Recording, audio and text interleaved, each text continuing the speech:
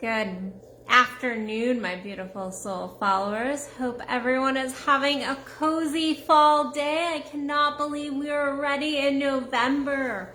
It is like blowing my mind that we are almost through this year. And for those of you who have not heard, for November, I am doing a free consultation deal just for the month of November.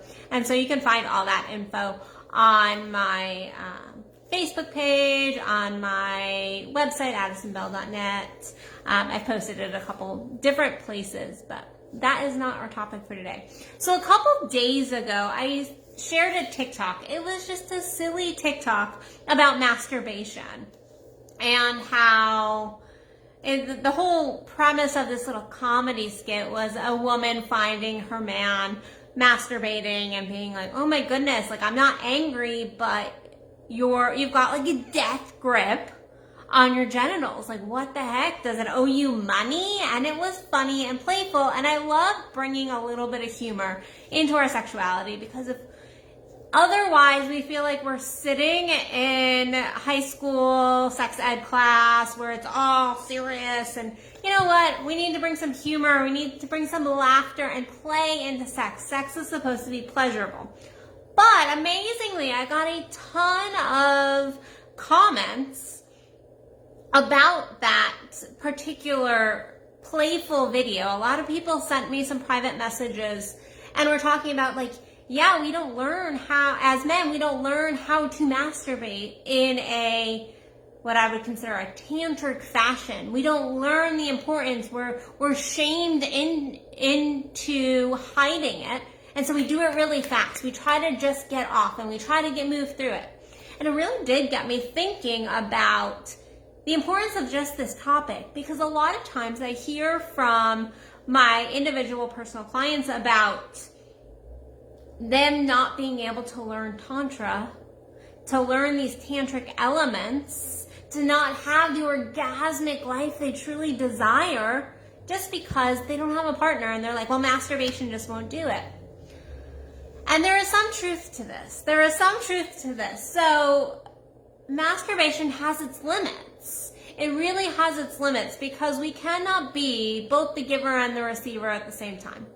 We have to learn to surrender, and you do not surrender to your greatest degree in masturbation. You don't. So when you are able to just go internal and really connect with your own body in a sexual moment, it is quite beautiful. However, masturbation has its gifts or its presence, as I presented in the title. We can learn so much more about masturbation. Masturbation, self-pleasure, has so much that we can learn and expand into, more than we even realize. A lot of us are taught from a very young age that, first of all, it's not okay to masturbate. And if you are, it's dirty and you should keep it secret, and all of these lovely little things that we've gotten from religion and family and just society as a whole. And we take on these programs and these belief systems, and so we keep it very, very quiet, hush, hush. And we never really learn to, just like we never learn with sex either, to really take our time, to really slow down, and to stop focusing in on the climax. One of the things I love working with my men particularly on, but I work with ladies on this too, is to slow it down and feel their entire bodies. Women, we are a little bit more likely to be touching other areas of our body, to be touching our nipples, to be touching our arms also while masturbating. Men, you guys go straight for your genitals and you're like, how fast can I do this to get off? Well, that is training your body. It is a complete training for your sex. It is a training of your sex to have climaxes, but it is not training your body to have full body orgasms. It's not training your body to be multi-orgasmic. And so if you've come to any of my workshops, or you ever coached with me, or you've ever actually really listened to any of my videos, you've heard me talk about really slowing it down and awakening the entire body and getting the entire body into a place of sensation and feeling. Because then when we bring that into the bedroom, then we are more present of our body. We can have these greater orgasmic experiences. But in truth, you can have greater orgasmic experiences all by yourself. But we hurry and we rush and we think we don't have time. But in truth, we can train our bodies to have these beautiful orgasmic experiences if we just take a little bit more time exploring our bodies. But part of this is also really breaking our patterns and our belief systems about it. A lot of people have this belief that that is as good as it gets. Well, guess what? If you believe that your self-pleasure practice is as good as it gets, then guess what? It will be as good as it gets. You will stop growing in your sex if that is your box that you have put yourself in. Our bodies are always changing and always expanding. Our hormones are at different places, even men. And so there is this relearning and learning our bodies over and over again. And then the things that feel good one day, but maybe not feel good the other day.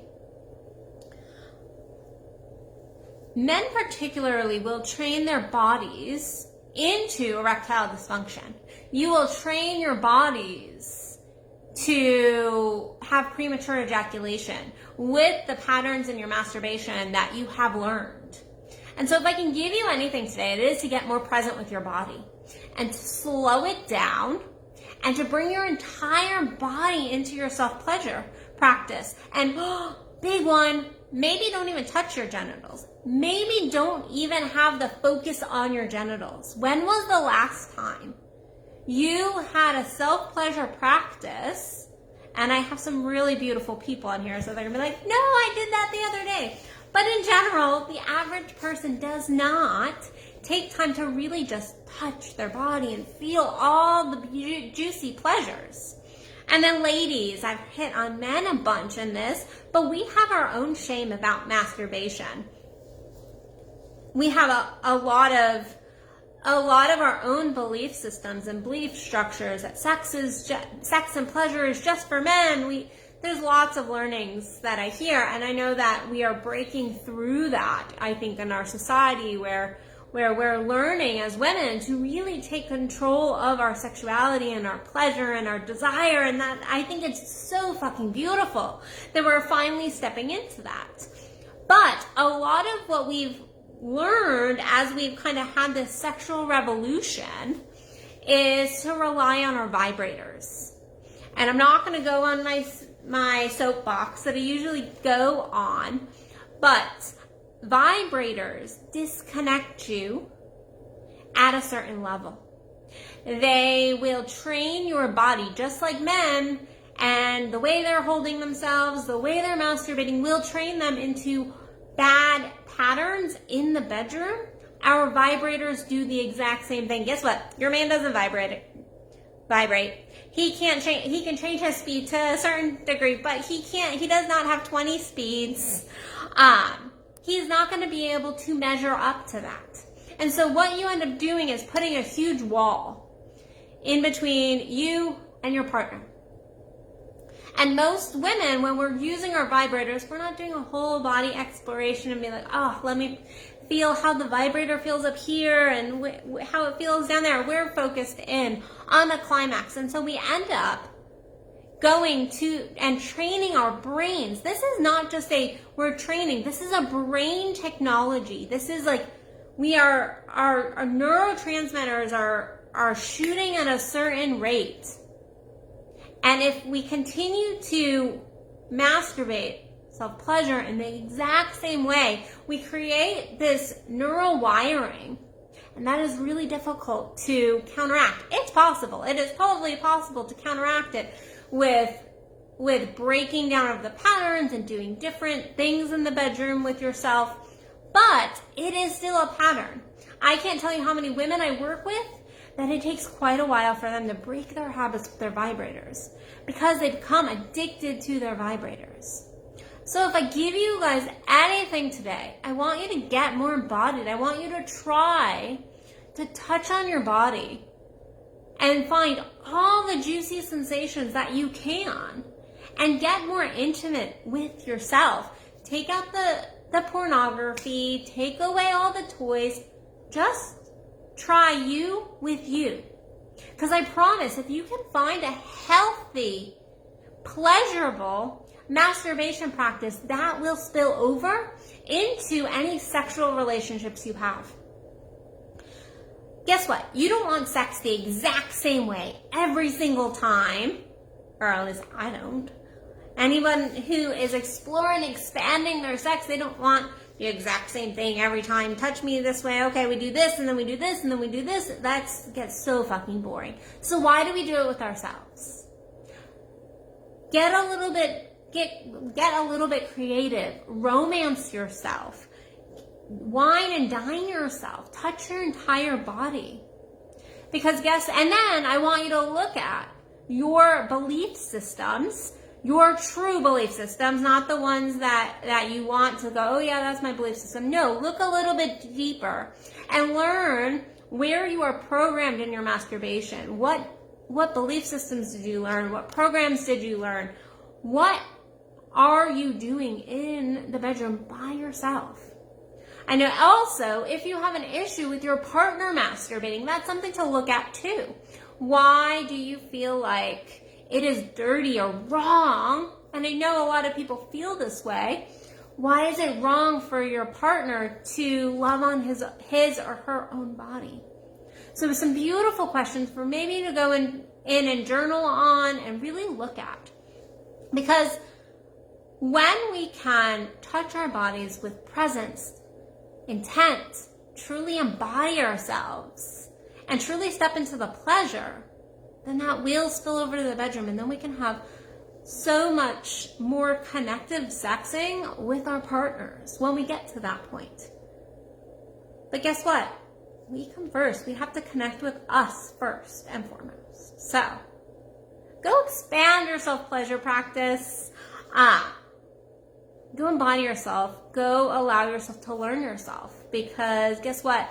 When you were 14, you're not dealing with the same sexuality at 24, 34, 44, 54. You're always expanding. So keep expanding within yourself. So hope you guys got something out of this. I would love to hear about some of the stuff that you were taught as a kid, some of the belief systems you had to push through or are still pushing through when it comes to self-pleasure and really just receiving pleasure, because that's really where it's at, allowing ourselves to receive pleasure and to be with our own bodies. So I'm gonna let you guys go. Have a cool, I never flip the camera. This is my office space. There's a stairway in the office space. I never flip it this way, but I was in a mood. I was like, let's flip the live stream today. So, all right, guys, I love you all. Head over to addisonbell.net if you want to do a free consult just for the month of November. Other than that, I'll see you guys tomorrow for another Addison Unleashed. Love y'all. Bye.